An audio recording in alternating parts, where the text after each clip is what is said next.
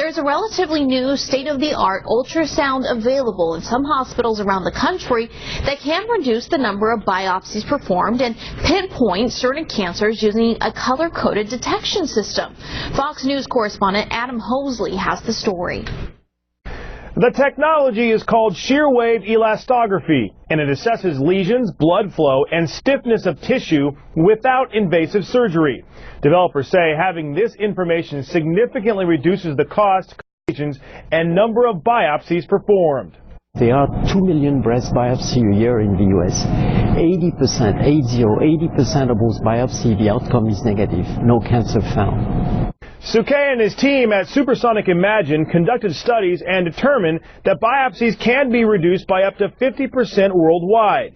This innovative ultrasound detects not only breast cancer, but abnormalities in the thyroid, liver, and other organs as well. Our product can be able to monitor the progress of a treatment without having to do a biopsy.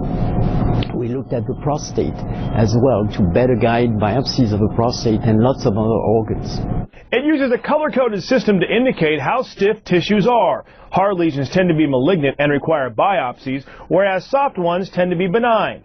This can be used as a supplement to mammography screenings. We're also using it a lot today to evaluate patients who have high breast density, where the mammography is limited and we often miss lesions. The ultrasound can identify twice as many lesions as seen, or can double the number of cancers that we find when we just use mammography alone. We're able to use this tool to determine whether patients need to have a biopsy or whether it's safe to just monitor a lesion. I was absolutely so grateful that the technology was there to detect it.